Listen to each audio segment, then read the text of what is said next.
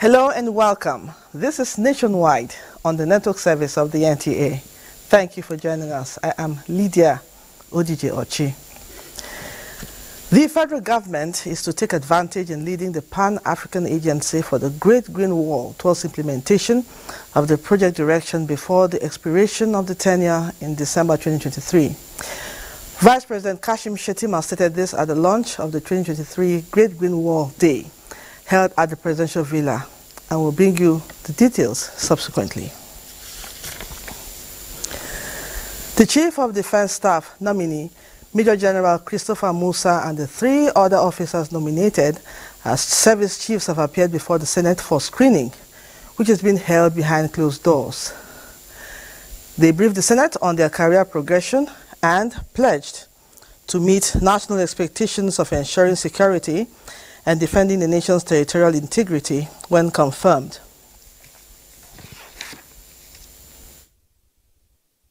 The armed forces shall continue to serve the Nigerian people dutifully and in line with the Constitution of the Federal Republic of Nigeria and other extant provisions of the laws of the Federation.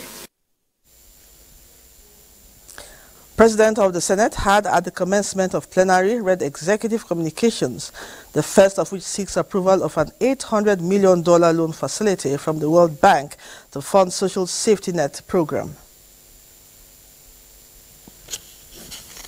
You may also wish to note that the purpose of the facility is to expand coverage of shock-responsive safety net support for the poor and vulnerable Nigerians, and to help them cope with the cost of meeting basic needs. The President also seeks Senate approval to amend the 2022 Supplementary Appropriation Act by extracting 500 billion naira out of the 819 billion naira for the provision of palliatives to reduce the effects of subsidy removal. The task of leading the state legislature requires humility, focus, unity of purpose, and diligence to deliver quality governance to the people. The governor of Delta State, Sheriff Aborebori, gave these pointers at the induction of speakers of state houses of assembly in Abuja. Vivian Idekpefo reports.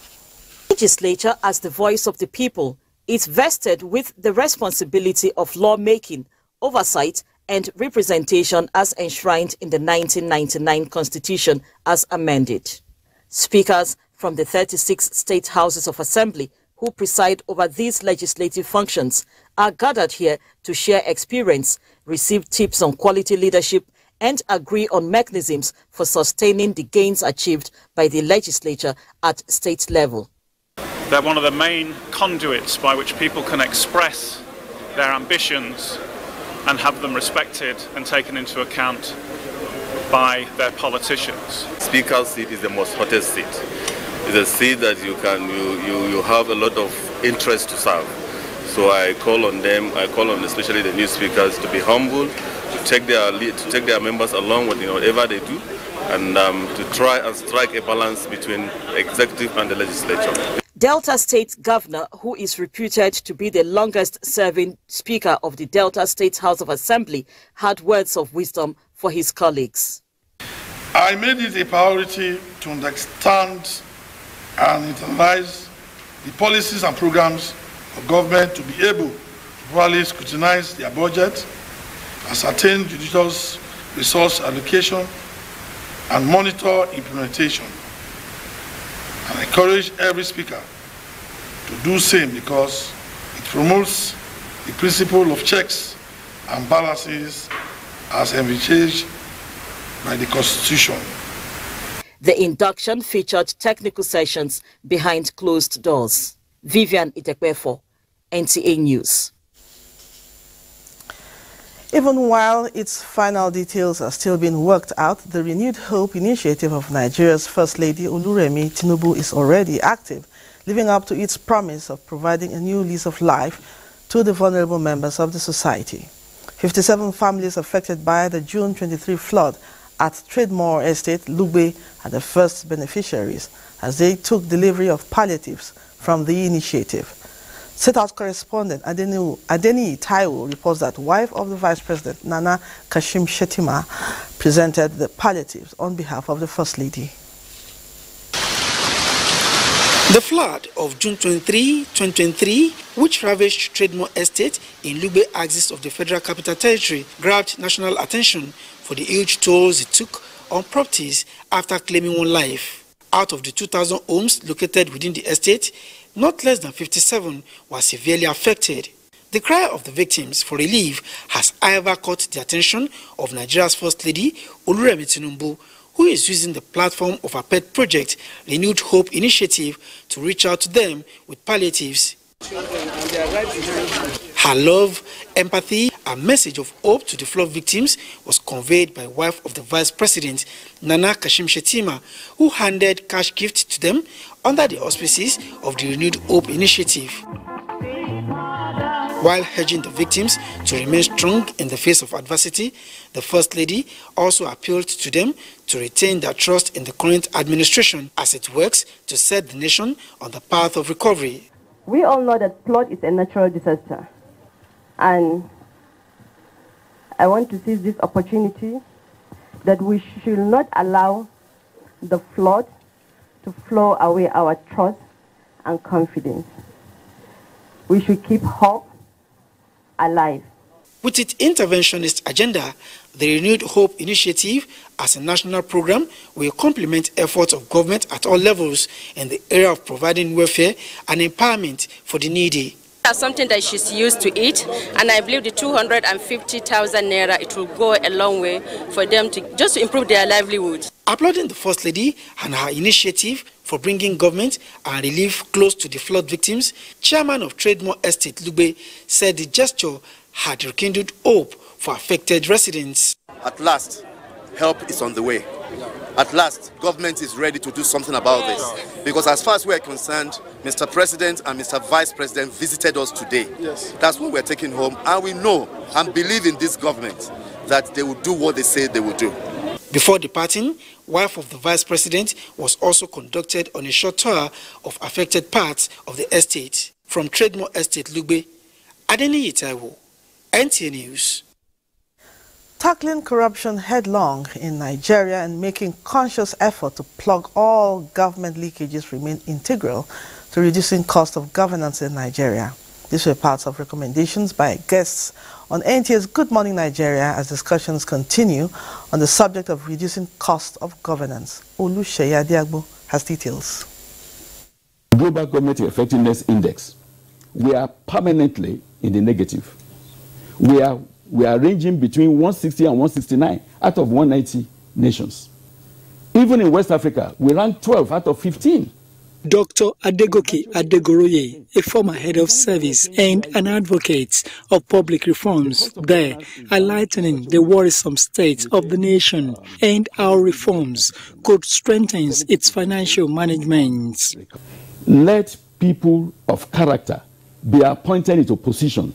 Let the system enforce. While recommending exemplary leadership and patriotism as inimical for good governance, all the guests on the program expressed discomfort on how cost of governance did not reflect value of service, even in the face of sense of entitlement displayed by some government officials. There are many people whose job, whose responsibilities are to serve as gatekeepers for some of those things that happen in government that are not allowed.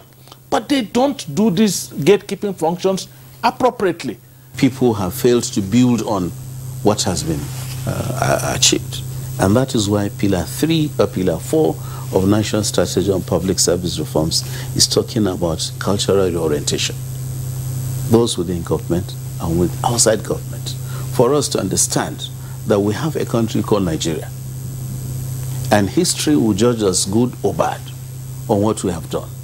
The guests were unanimous in their submissions that corruption remains the biggest drain of cost of governance, but expressed optimism that with effective enforcement and prosecution of offenders, cost of governance will be significantly reduced and more people-oriented projects executed.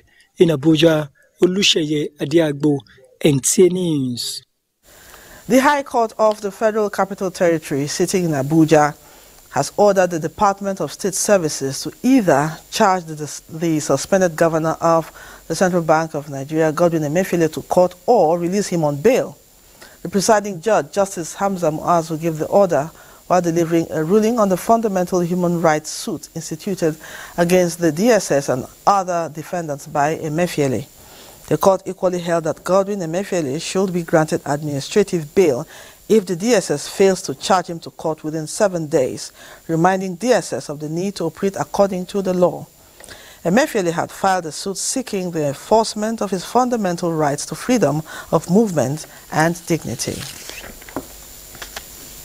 You're watching Nationwide. It's time to go over to Lagos, where Hingino John Adams is standing by with more reports. Hello, Hingino. Watching Nationwide. It's time to go over to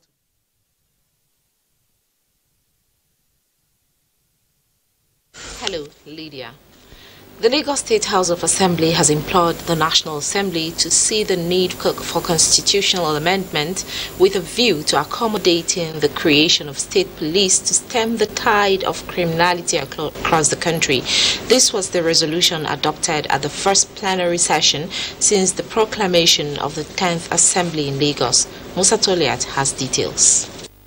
On security and the need for state police was moved by the Speaker, Mudashiru Obasa, and unanimously adopted as the resolution of the House. The lawmakers noted that criminality and organized crimes have continued to pose challenges to socio-economic well-being in some parts of the country. Hence, the need for the constitutional amendment to accommodate the creation of state police cannot be wished away. People must feel safe, even when they travel at night or when they move from one place to another. Lagos is also funding security. But whatever happens to our people outside here should also be a great concern to us. Police are doing wonderfully well, but I can only give what they have.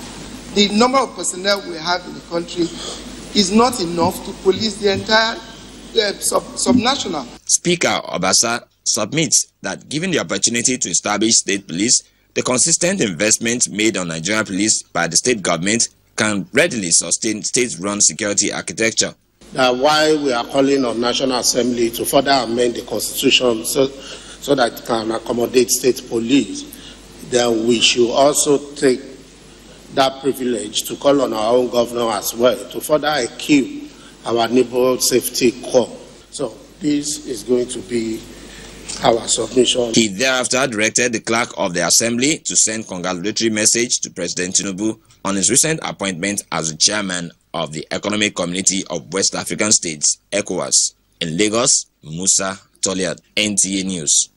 Down to the aviation sector, embracing the culture of reciprocity while equally backing up policies that will support that will enable indigenous airlines thrive in the global market are some of the agenda the aviation industry is proposing to the federal government. Michael Olale reports that stakeholders are equally calling for the reversal of the 40% remittance paid to the government from the internally generated revenue of agencies to enable them fulfill their mandates.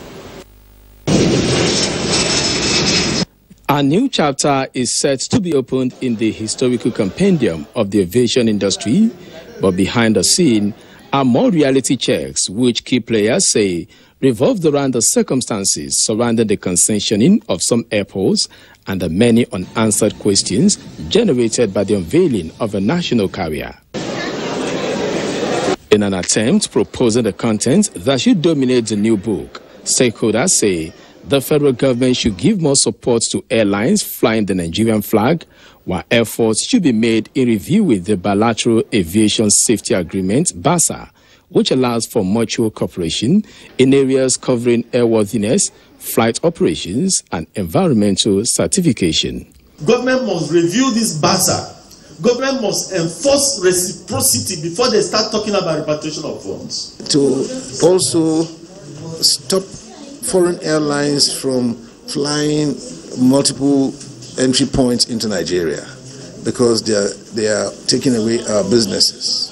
Apart from the business aspect of airport operations, others suggested development of infrastructure with attention given to upgrading of air navigational system and remodeling of airports to meet global needs. We should no longer have reasons to close our airports for VIP movements. Technology has made it easy for you to know when a VIP is traveling and create a corridor or a window within the airspace infrastructure where they will not be interrupted. Is this 40% removal from the IGR of the agency? I think the new regime should look into that by way of finding ways to reduce it. While hoping that the federal government will investigate the $500 million loan obtained for the construction of new terminals at some airports, the stakeholders suggested a 25-year strategic plan which will put into consideration infrastructural and human resources requirements for the industry. In Lagos, Michael Olaleye, NTA News. Those are the stories making the rounds in Lagos at this time. Do not forget to follow this news broadcast live on our website at nta.ng/live and on our other social media handles displayed on your screen. Time now for some messages. The news will be back in our Benin Network Center.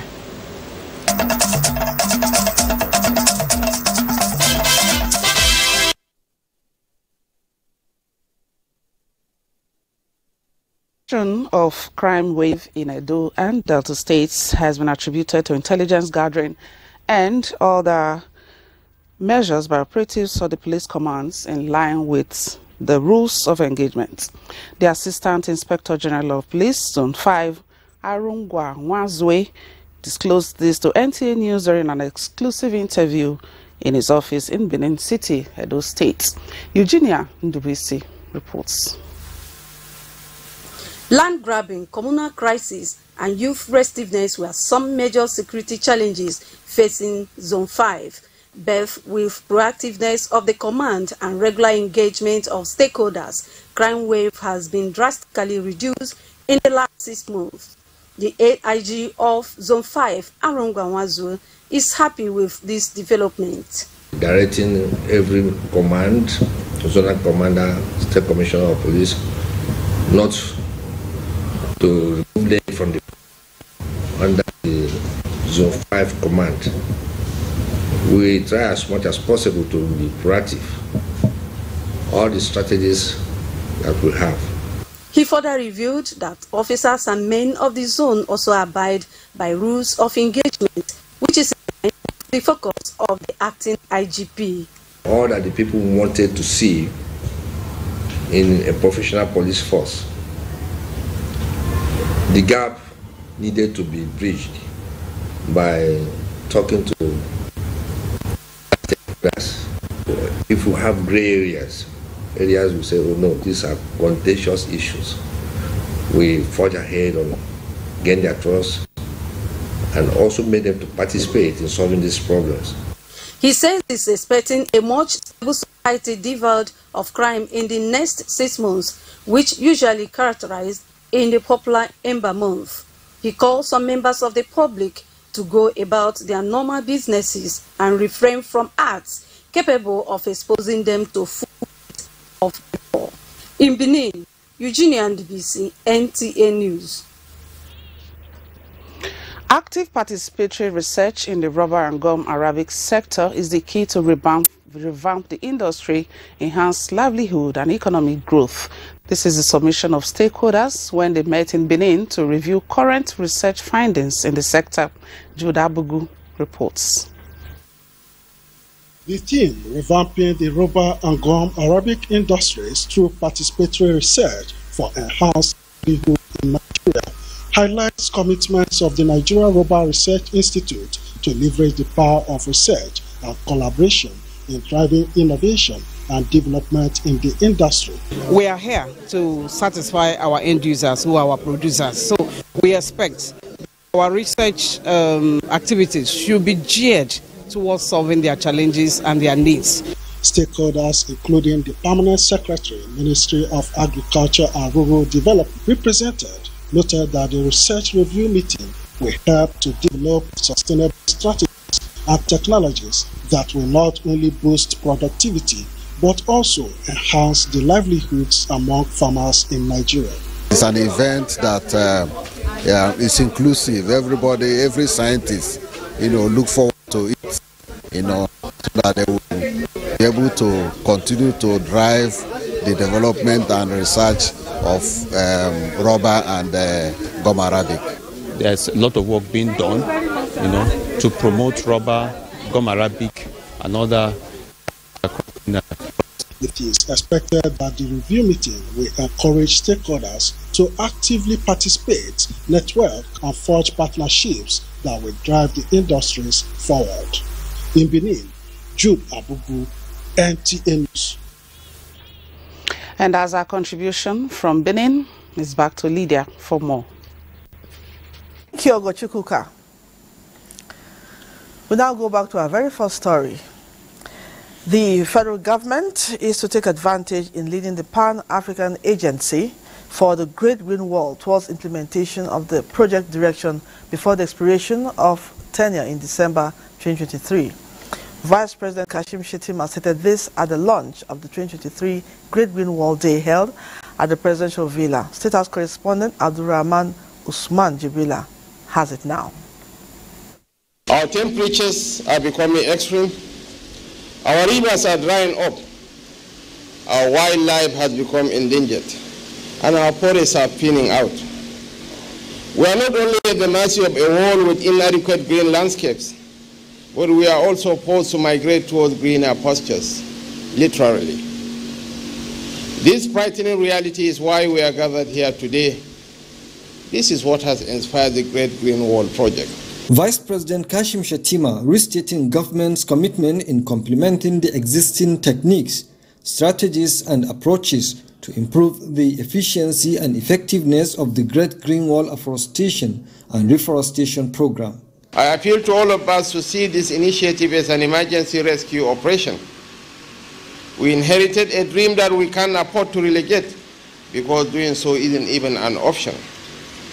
Our predecessors were aware of the danger ahead, and the burden is upon us now to pursue this mission as a life-saving mission. The completion of the project was a promise made by the Tinubu administration in the campaign manifesto to guarantee food security and prevent climate-induced migration. I wish to inform this gathering that we are strongly committed to ensuring that the mandate for which the National Agency for Great Green Wall was established by the federal government are pursued vigorously within the framework of the available resources to meet nationally determined contribution and reduction of greenhouse emission. The program has also provided job opportunities for young people and women in rural communities towards improving their economic conditions. From the State House, Abdulrahman Usman Jibrila, NTA News. Nigerians are commending President Bola Tinubu's request for legislative approval of 500 billion naira as palliatives to reduce the effects of the removal of fuel subsidy on the citizenry. Our business correspondent, Bosede Abel, has been talking with Nigerians about their expectations and now tells us more. Fuel subsidy. Unfortunately, the budget that I've glimpsed before I assumed office and what I've heard is that no provision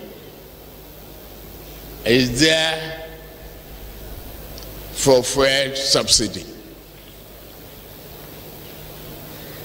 So fuel subsidy is gone.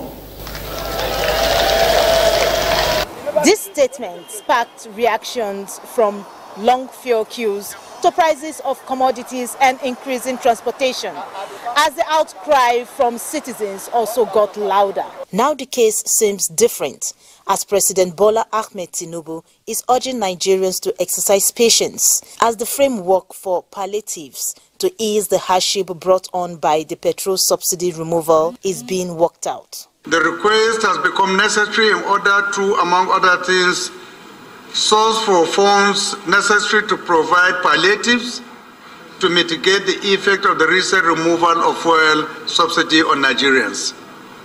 Thus, the sum of 500 billion naira only has been extracted from the 2022 Supplementary Appropriation Act of 819 billion 536 million 937,815 naira only. What do the people want from the 500 billion naira when approved? The best way to disperse the money is to go in for the purchase of trucks, buses. Like sometimes we had Air5 buses that are still there. Some of them can be refurbished and put to use, while brand new ones are brought in. I would have admonished the federal government to pull all those resources towards our refineries, thereby making it to work and bring out the best of what we have within our locality. But in terms of the distribution processes, at least it requires that they should get a trustworthy people. So my expectation is let Tinubu put eye and let him put a committee that will monitor the payment. As an economic development expert, I will tell you straight up, one of the most important area where this should go into is transportation logistics. Now, because moving goods from one point to another because of the fuel price, so goods and services have actually, the price of goods have actually gone up a whole lot, and then also based on the fact that we've had some inflationary pressure on our commodity, on food. This would actually help to, bring down the price of food, in the market. Then again, I think another part of it will actually go to the poorest of the poor in the rural communities, because they are also hit by the removal of subsidy. The president has also reminded Nigerians that the decision was in the best interest of the country and assures of a more prosperous future. In Abuja, Bosede Ebo, NTA News. The Central Bank of Nigeria, CBN, is partnering tertiary institutions in a bid to increasing traction in the adoption of the e-Naira. To this end, the Apex Bank has begun sensitization of staff and students of University of Abuja on taking advantage of the digital currency to ease transactions. Musa Abubakar reports. From the marketplace to schools, the CBN e-Naira campaign shows no sign of slowing down until Nigerians add the e-Naira to their available payment options. This visit to the University of Abuja is the latest engagement of the Apex Bank with Tertiary Institution of Learning. The aim is to build on the progress made on the adoption of the e-Naira by getting staff and students to explore the use of the digital currency in making transactions. We've achieved a number of milestones. The e-Naira has evolved. There have been further developments in terms of improving the functionalities based on feedback and inputs we've been getting from various stakeholders. So we are coming here with a lot of experience in implementing it, and it's even opportunity to provide additional services that are previously not available in the Nigerian system, like facilitating payment even when there's no network. For active education and usage, the university is ready to partner with the CBN to help educate and train Nigerians globally. We have a robust virtual learning program that can deliver modules and can also help develop content education in ways that can increase knowledge and confidence of Nigerians in the e-Naira. The e-Naira is a digital form of Naira with more possibilities, one of which is a secure and affordable means of transaction. In Abuja, I am Musa Abubakar, NTA News. The Federal Ministry of Environment is putting in place machinery to enhance the processes and procedures for sustainable utilization of forest resources in Nigeria. This was at a workshop on the implementation of policy guidelines on export of processed wood and charcoal, domestication of Nigeria timber legality standards. Adebola Brooklyn Sunday was there. Felling of tree that precedes charcoal production in tropical regions has devastating ecological and environmental effects. Governments, public forestry institutions, and non-governmental organizations at this workshop are concerned about charcoal-related impacts on the environment. This forum is aimed at defining roles and responsibilities in the implementation of the Nigeria Timber Legality Standard. The permanent secretary of the ministry says will promote transparency, standardization, and internationally acceptable best practices. We are all aware that the embargo was lifted conditionally, and government will not hesitate to reverse the decision if the desired results are not being achieved. The government will also continue to play its part by providing the enabling policy and guidance as well as oversight to ensure achievement of the desired results. It's no longer business as usual. This is a new paradigm where actions taken in ignorance by anybody will not be condoned. All those mayors, we put a control to unnecessary deforestation, and it will take care of massive afforestation. The forest is there for man and man is there for the forest. And this will contribute greatly, if properly done, harnessed properly, to the GDP of the country and helps employment. The revised policy guideline on processed wood and charcoal exports, the forum agreed, makes it mandatory for players to establish forest plantations of their own with proof of commitment to continuous tree planting. Adebola Brooklyn Sunday, NTA News. Now to matters concerning security. The Ekiti State Police Command wishes to inform the public that the recently abducted All Progressives Congress chairman in Ekiti State, Paul Omotosho, has regained his freedom from unknown hoodlums. The State Police Public Relations Officer Abutu Sunday says the victim and two others released abductees have been reunited with their families, while adding that the 3 suspects have been arrested and are providing information on the incident. Ekiti Police Command urges the public to report suspicious persons to security agencies or call 080-6233-5577.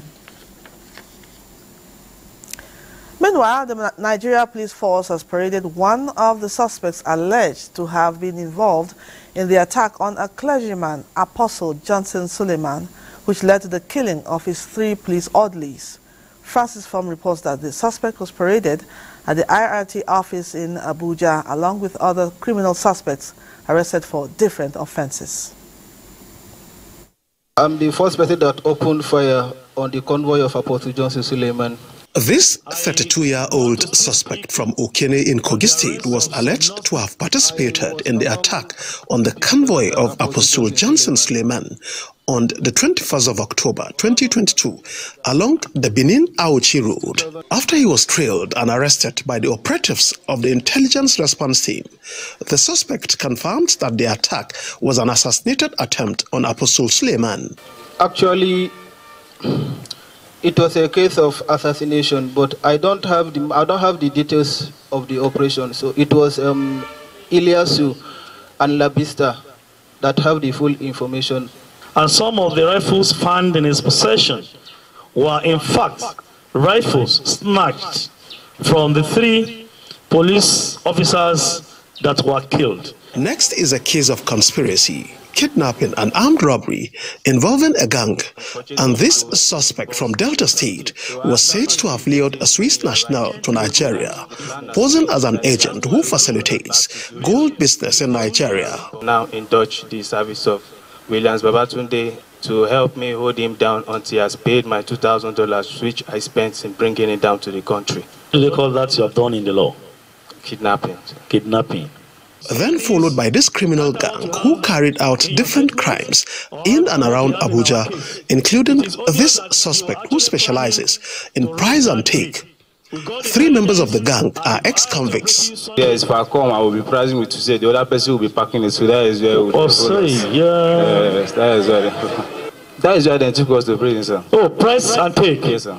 That is good. Force Public Relations Officer Olumuyiwa Adejobi said the force has in the last 2 months arrested 548 armed robbery suspects, 242 kidnap suspects, 365 murder suspects, 237 rape suspects, while 113 victims of kidnappings were successfully rescued, with cash share of arms recovered from the suspects.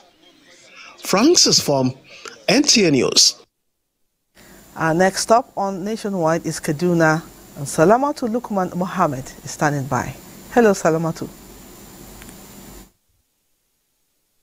Lydia, and it's good to be with you on Nationwide.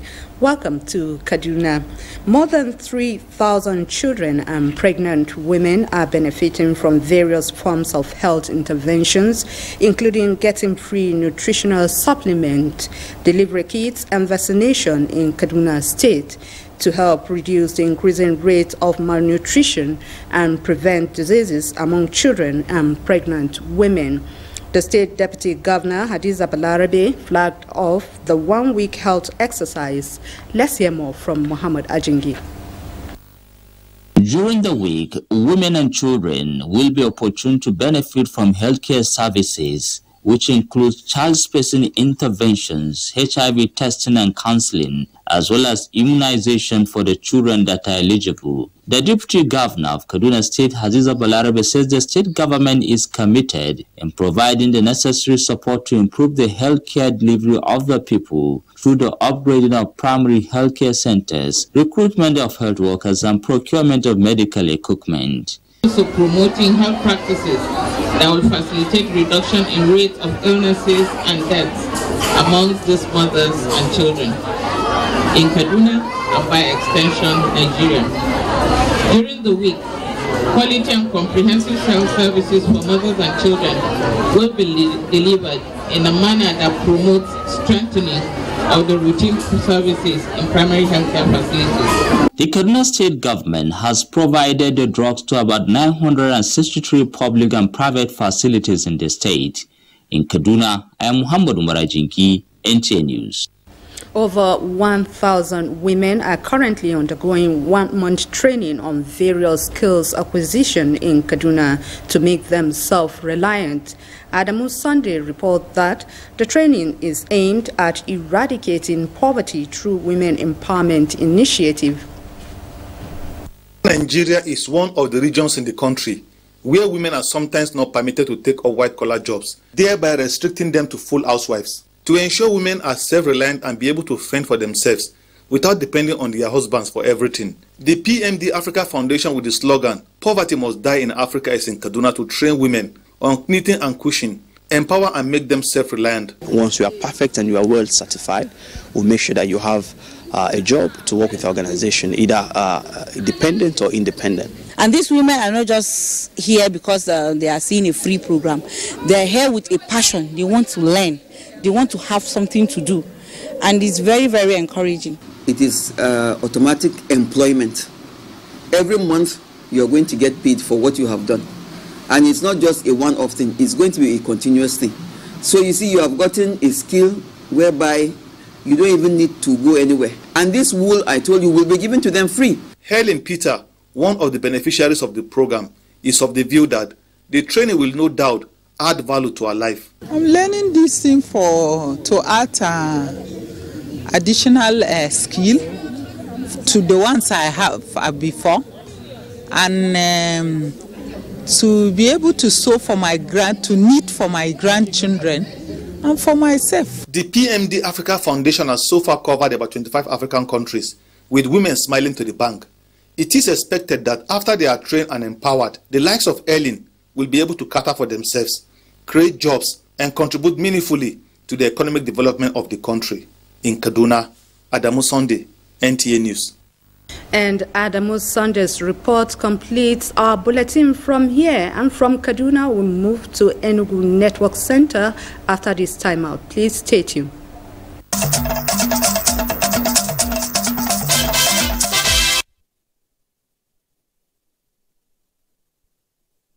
Thank you so much for staying on. Welcome to Enugu. Besides making Enugu State a premier destination for investment and increasing the state's GDP to $30 billion, tackling insecurity remains one of the top priorities of the state government. Chika Ugu reports that Governor Peter Mba made this known during an interactive meeting with traditional leaders in the state. Acknowledging that the only way to achieve his lofty vision of wealth and job creation in Enugu State is by tackling insecurity. Governor Peter Mba has continued to put various measures in place to secure lives and property of residents, as well as engaging key players on ways of sustaining peace and attracting investors. This gathering is one of such meetings organized by the governor. We have to think about creative, alternative models, how we can do things differently. The way to make out your case is not by killing your people. It is not by stifling them economically. That is not the way to advocate for the release of your son. We must understand that this sit at home is a barrier. It was an avenue for the state government and traditional rulers to rub minds and proffer a lasting solution to insecurity, especially the sit-at-home trend in the southeast zone. Assuring the traditional rulers of government's commitment to win the war against insecurity, he called for their support. Members of the Traditional Rulers Council indicated their resolve to support the quest for a peaceful state. Equipping the vigilante group, forest guard, and community policing were some of the suggestions at the meeting envisioned to help stem insecurity in the state. Chika Ubu, NTA News. And the Enugu State Governor, Dr. Peter Mba, has commiserated with victims of the Eke vigilante allegedly shot by military personnel recently in Enugu. The governor, represented by his deputy, Ifeanyi Osai, promised that government will ensure a logical conclusion to the ongoing investigation on the matter and bring perpetrators to book. Mina Adobi Okovasi reports. It was a welcome relief for the 4 survivors of the recent shooting of some vigilante members of Eke community, allegedly by some trigger-happy military personnel, when the governor of Enugu State, represented by Deputy Governor Ifeanyi Osai, paid an unscheduled visit to them. And we develop a protocol to ensure that such things doesn't happen again. There is a proper engagement at the level of the state and institutions involved.